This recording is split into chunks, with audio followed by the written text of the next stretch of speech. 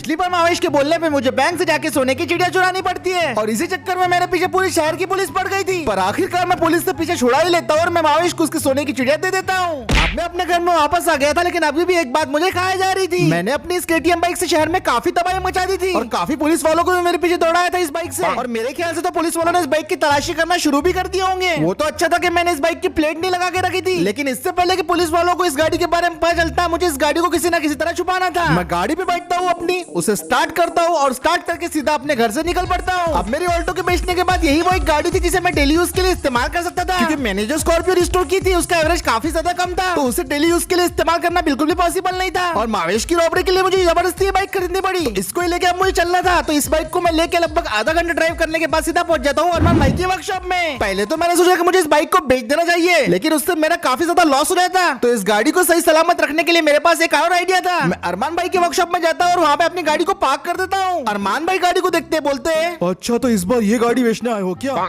पर मैं उन्हें बोलता हूँ कि मुझे मेरी गाड़ी के सारे डेंट और स्क्रैचेस फिक्स करने हैं और मेरी गाड़ी को पूरी तरीके से रिपेंट करवाना है। ये सुन के पहले तो अरमान भाई थोड़ा सोचते हैं और उसके बाद बोलते हैं काम हो जाएगा। उसके बाद अरमान भाई मेरी गाड़ी में बैठते, उसे स्टार्ट करते हैं और सीधा लेके चले जाते हैं डेंटिंग और पेंटिंग वर्कशॉप में। यहीं पे मेरी गाड़ी का सारा काम होने वाला था। अब इसके ऊपर पुलिस टेस्ट की वजह से जितने भी डेंट और स्क्रैचेस लगे थे वो सारे के सारे फिक्स होने वाले थे और इसका कलर भी मुझे न्यू देखने मिलने वाला था। और लगभग 4 घंटे के बाद मेरी गाड़ी की डेंटिंग और पेंटिंग पूरी तरीके से कंप्लीट हो चुकी थी। लो भाई देख लो अपनी नई गाड़ी। और उसके बाद फिर अरमान भाई अपनी डेंटिंग और पेंटिंग वर्कशॉप का शटर ओपन कर देते हैं और फिर जो चीज मेरे सामने आती है वो काफी कमाल थी। अरमान भाई ने मेरे RC90 की पूरी कलर स्कीम चेंज कर दी थी और अब वो पहले से लाख गुना बेटर लग रही थी। सारे स्क्रैचेस भी रिमूव हो गए थे और इसकी टोटल कॉस्टिंग सिर्फ 15,000 रुपए आई थी। तो मैंने फटाफट सारे पैसे उन्हें जल्दी से पेटीएम कर दिए और सारे पैसे उनके बैंक अकाउंट में आ गए थे। और अरमान भाई बोलते हैं कि अब मैं अपनी गाड़ी को लेके यहाँ से जा सकता हूँ। फिर मैं अपनी बाइक की तरफ जाता हूँ जो बिल्कुल नई जैसी लग रही थी। पता नहीं क्यों पर उस पर बैठ के मुझे नई वाली फीलिंग भी आ रही थी। और उसके बाद फिर मैं अपनी गाड़ी को स्टार्ट करके अरमान भाई के वर्कशॉप का शटर ओपन करके वहाँ से निकल पड़ता हूँ। अब मुझे थोड़ी सी राहत महसूस हो रही थी क्योंकि इस बाइक को लेके अब मैं शहर में फ्रीली कहीं पे भी घूम सकता था और कोई भी पुलिस वाला मुझ पे शक नहीं करने वाला था, क्योंकि मैंने जिस RC को पहले यूज किया था वो तो दूसरे कलर की थी। अब मैं जाके इस पे प्लेट भी लगवाने वाला था, लेकिन फिर मेरे दिमाग में एकदम से ख्याल आया कि अभी भी मेरे पास कोई नौकरी नहीं है। ये मावेश और रॉबरी के चक्कर में पूरी तरीके से भूल गया था कि मुझे अपने लिए अभी भी कोई नौकरी या बिजनेस खड़ा करना है। मेरा कास्ट रेस्टोरेशन का बिजनेस बुरी तरीके से फेल हो गया था और मेरे पास अब कोई इन्वेस्टमेंट भी नहीं थी जिसके जरिए मैं अपना कोई नया बिजनेस शुरू कर सकूं। दिमाग में काफी अजीब अजीब तरीके के ख्याल आ रहे थे। कैसे अगर थोड़े बहुत पैसों का भी जुगाड़ हो जाता तो शायद मैं अपने नए बिजनेस के बारे में सोच सकता। और जब मैं यही सब बातें सोच रहा था कि इतने में मैं देखता हूँ कि अचानक से मेरे सामने वो एक जलपरा आ जाता है और बोलने लगता है, अरे बच्चे क्या तूने मुझे पहचाना?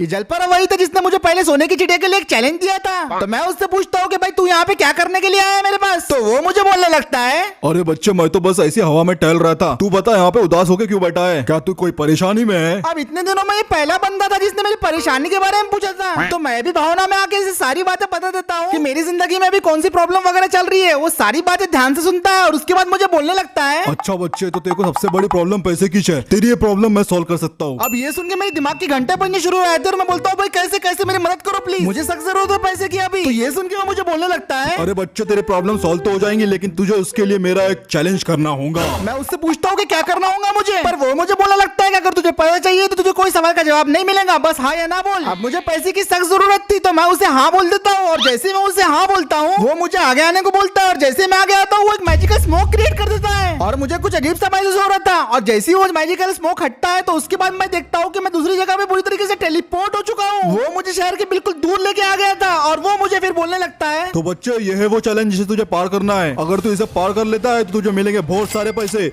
लेकिन तू हार जाता है तो तेरी मौत तेरा इंतजार कर रही होंगी। और उसके बाद जैसे मैं इस चैलेंज को देखता हूँ मेरे तो होश ही उड़ जाते हैं। मैंने इससे ज्यादा अजीबोगरीब चैलेंज अपनी जिंदगी में पहले कभी नहीं देखा था। यहाँ के रैम्स तो मुझे शुरुआत से आड़े दड़े लग रहे थे। मुझे बाइक से ऐसी ऐसी चीजों को पार करना था जिस पे चलने के लिए मेरी बाइक बनी भी नहीं थी। और अगर मैं उन सारी चीजों को पार भी कर लेता तो रैम के बीच में पहली बार देख रहा था कि कुछ ऐसी चीजें रखी है जिसकी वजह से मेरी गाड़ी का बैलेंस बिगड़ सकता था। मेरी इस बार गाड़ी काफी बड़ी थी लेकिन रैम पे चलने की जगह काफी कम। कई ऐसी चीजें जैसे कि फुटबॉल मुझे बिल्कुल समझ में नहीं आई कि वो रैम के ऊपर क्या कर रही है। ये सब के बाद मेरे सामने एक पेड़ था, लेकिन मैंने नहीं सोचा था कि मेरा सबसे बड़ा डर भी इस पेड़ के आगे ही होगा। पेड़ को क्रॉस करने के बाद यहाँ पे एक नहीं, दो नहीं, तीन मेगा जंप्स थी। 3 रैम, 3 मेगा जंप, और अगर मैंने तीनों जंप्स को सही तरीके से परफॉर्म कर लिया तो मैं जीत जाऊंगा और मेरे को मिलेंगी फिनिशिंग लाइन और बहुत सारा पैसा। पर हार गया तो सीधा पानी में जाऊंगा और बचाने वाला भी कोई नहीं होगा। अभी रैम भले ही थोड़ा खतरनाक था लेकिन पहले के मुकाबले लेंथ में काफी छोटा था, तो मुझे लगा मैं इसे इजीली क्रॉस कर जाऊंगा। लेकिन तभी जलपरा एक बात बोलता है जिससे मेरी फटके हाथ में आ जाती है। अरे बच्चे एक और बात,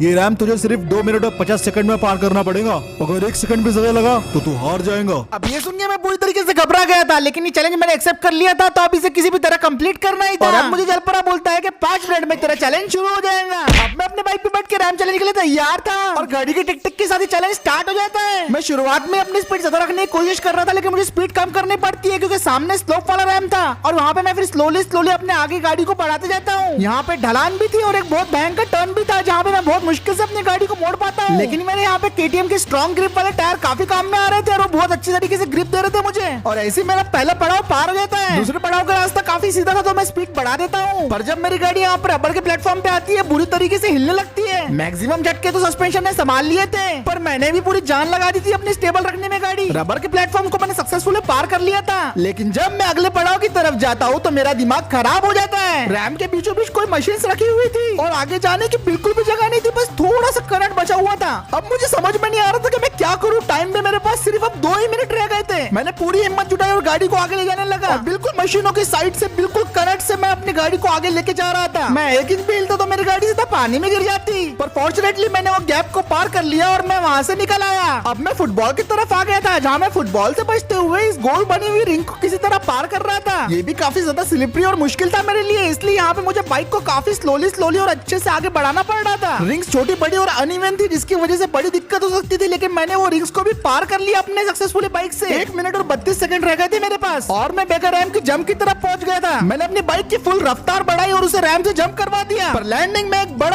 पपट हो गया। जैसी मेरी बाइक लैंड हुई वो बंद हो गई। मैं गाड़ी को स्टार्ट करने की पूरी कोशिश कर रहा था लेकिन गाड़ी स्टार्ट नहीं हो रही। मैं अपने आप को सेकंड हैंड बाइक लेने के लिए कोस रहा था, भाई ये चालू ही नहीं हो रही थी। मैं कितना कोशिश कर रहा था, इतना सेल्फ मार रहा लेकिन चालू नहीं हो रही। 1 मिनट 10 सेकंड बचे थे मेरे पास। मेरा ऐसे टाइम वेस्ट हो रहा था, लेकिन आखिरी के कुछ सेकंड में मैं जब सेल्फ मारता हूँ वो गाड़ी चालू हो जाती है और फिर मैं उसको आगे लेके फट से निकल पड़ता हूँ। पर थोड़ा सा चलने के बाद मेरे को यहाँ पे रुकना पड़ता है क्योंकि सामने जो चीज थी, जो रैम था, वो मैं देख के शॉक हो गया था। ये रैम जमीन से उठा हुआ था, इसे पार कैसे किया जाए बिल्कुल भी समझ में नहीं आ रहा था। गैप तो इतनी बड़ी थी कि भाई वो बाइक उस पर चढ़ेंगी तो चढ़ेंगी कैसे। सिर्फ 50 सेकंड बाकी थी मेरे पास और तभी मेरे दिमाग में एक आइडिया आता है। मैं अपनी बाइक को सबसे पहले पीछे ले जाता हूँ ताकि फुल स्पीड से जंप कर सकूं। फिर मैं बाइक का फुल पावर लगा के एक व्हीली मार देता हूँ। मुझे लगा इससे रैम पार हो जाएगा, लेकिन घपला हो जाता है। बाइक को इतना जोर का झटका लगता है कि मेरी बाइक हवा में थी। अब मैं रैम के ऊपर जरूर था, लेकिन भाई साहब मैं पानी में गिर सकता था। मैंने 100% मान लिया था कि अब जब बाइक लैंड होंगी सीधा मैं पानी में गिरने वाला हूँ, पर जब बाइक लैंड हुई मैं गलत साबित हो गया। लिटरली आखिरी कॉर्नर पे मेरे पीछे का चक्का था भाई और इतनी सी जगह से मैं बच गया था। अब मैं शुक्र मना के आगे बढ़ने लगता हूँ। मेरे पास 30 सेकंड बचे हुए थे और मुझे 2 रैम से जंप करना था। बिना किसी देरी के मैं फुल रफ्तार से दूसरे रैम से जंप कर देता हूँ। वो मेरे लिए काफी ज्यादा सक्सेसफुल साबित होता है। लैंड होते बराबर ही मैं क्रिसमस ट्री जैसे ऑब्स्टिकल से बचता हूँ और अब मेरे पास 20 सेकंड में नहीं थे। फिर ये 2 मशीनों के बीच से मैं अपनी बाइक को निकालता हूँ जो काफी पेनफुल था मेरे लिए। अब सिर्फ 13 सेकंड बचे हुए थे। मैं 10वें सेकंड पे अपनी गाड़ी को जंप करवा देता हूँ मेगा रैम से। मेरी गाड़ी लगभग 4 सेकंड तक हवा में रहती है और बिल्कुल फाइनल मोमेंट पे जब 3 सेकंड बाकी थे मेरी गाड़ी फिनिश लाइन क्रॉस कर लेती है और इसी के साथ ये रैंप एंड होता है। मैंने इस अल्टीमेट चैलेंज को जीत लिया था और भाई साहब मैं बता नहीं सकता था मैं कितना ज्यादा खुश था।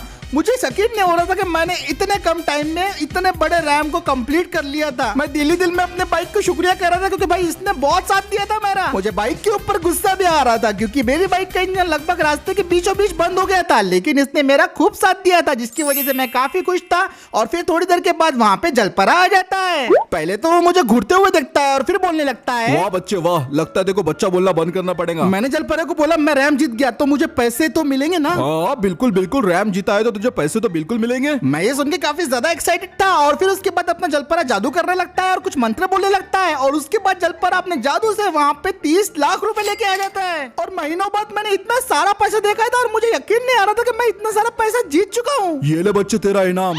अब ले और खुश रह। मुझे बिल्कुल भी यकीन नहीं आ रहा था कि ये जलपरा ने मुझे 30 लाख रुपए देती है। पहले तो मुझे लगा कोई छलावा तो नहीं है, लेकिन जब मैं सोच रहा था उतने में जलपरा फिर से अपना जादू करने लगता है और मेरे आसपास एक बहुत बड़ा मैजिकल स्मोक बन जाता है। और थोड़ी देर के बाद मैं जब अपनी आंखें खोलता हूँ तो मुझे दिखता है कि मैं फिर से अपनी जगह पे वापस आ चुका हूँ जहाँ से मैंने शुरुआत किया था। मैं वापस शहर में आ गया था और उसी जगह पहुंच गया था जहाँ पे मैं सोच रहा था कि मैं अब कौन सी नौकरी करूँ। बस फर्क अब इतना था कि मेरे पास 30 लाख रुपए थे और भाई साहब फाइनली मेरी रिक्वेस्ट पूरी हो गई थी। मेरे पास इतना सारा पैसा आ गया था और अब मैं अपना नया बिजनेस शुरू कर सकता था। मैं उन सारे पैसों को अपने बाइक के ऊपर अच्छे से रख देता हूँ, जैसे पिज्जा बॉय अपने पिज्जा को रखता है बाइक पे, और फिर मैं उसके बाद अपने गाड़ी की तरफ जाता हूँ, उसके ऊपर बैठता हूँ, उसे स्टार्ट करके मैं वहाँ से निकल पड़ता हूँ अपने घर की तरफ। अब मेरे पास बहुत सारे पैसे आ गए थे। तो आप दोस्तों कमेंट करके बताओ कि अब मैं ऐसा कौन सा बिजनेस शुरू करूं जिससे मुझे प्रॉफिट ही प्रॉफिट हो और कोई रिस्क वगैरह ना हो। और आज तो ये रैम चैलेंज करके मजा ही आ गया। तो फिर आज का वीडियो यही खत्म करते हैं दोस्तों। अगर आपको वीडियो पसंद आया तो लाइक करो, शेयर करो, चैनल को पहली बार देख रहे हो तो सब्सक्राइब भी जरूर कर देना और मैं मिलता हूँ आपसे अगले वीडियो में।